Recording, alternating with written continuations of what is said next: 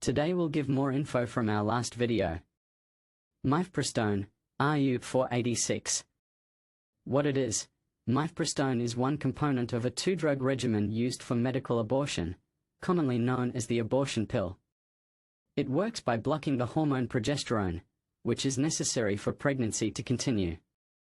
When followed by misoprostol, this regimen can terminate a pregnancy within the first 10 weeks, 70 days, of gestation. Current status: Mifepristone has been approved by the FDA since 2000 for use in the United States for abortion. Over the years, regulations have evolved to make access easier, including allowing telemedicine prescriptions and mail delivery. Project 2025 stance. Reversal of FDA approval. Project 2025 advocates for the FDA to reverse its approval of Mifepristone, arguing that it should be re-evaluated in light of the post-Roe v. Wade legal landscape where there's no federal right to abortion. This move would effectively ban the use of Mifepristone for abortion. Implications: withdrawal of FDA approval would force providers to revert to surgical abortions or use alternative, potentially less effective methods for medication abortion, significantly impacting access, especially in states with restrictive abortion laws. The Comstock Act.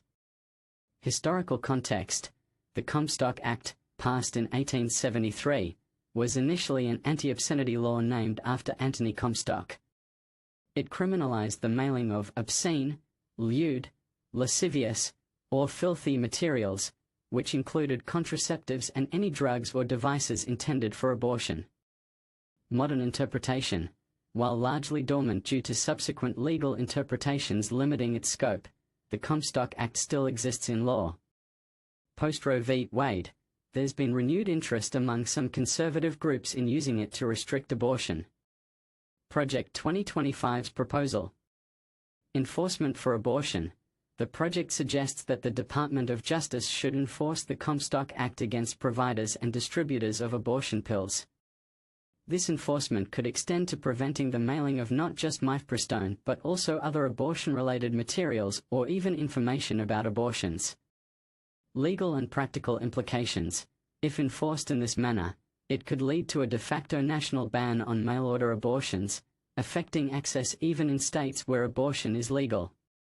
The broad interpretation of what constitutes abortion-related materials might include surgical instruments or educational materials, creating significant barriers to access. Legal and social considerations. Legal challenges.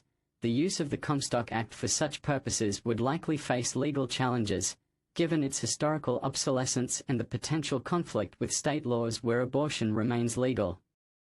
The Supreme Court's recent decision in FDA v. Alliance for Hippocratic Medicine, while rejecting standing on procedural grounds, did not address the Comstock Act's applicability directly, leaving room for future legal battles.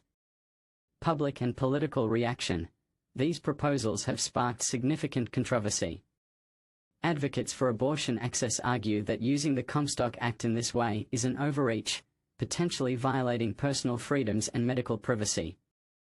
Conservative proponents see it as a way to protect life without needing new legislation, especially in a politically divided Congress. Potential for misapplication. Critics worry that a broad interpretation could extend beyond abortion, affecting contraception and even general medical supplies if deemed connected to abortion practices. Project 2025's recommendations on Mifepristone and the Comstock Act represent a significant policy shift towards limiting abortion access through existing legal frameworks rather than new legislation, which could change the landscape of reproductive rights in the US if implemented.